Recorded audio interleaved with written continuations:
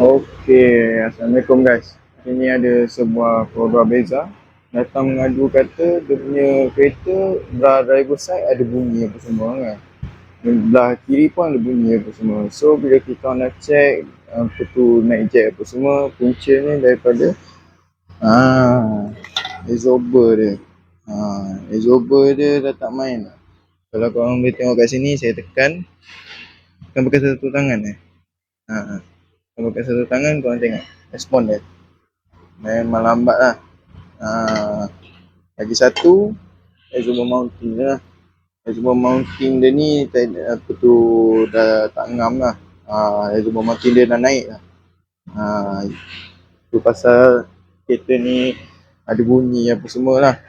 Okay, so lepas dah tukar apa semua ni, insyaAllah kereta ni tak ada bunyi lah.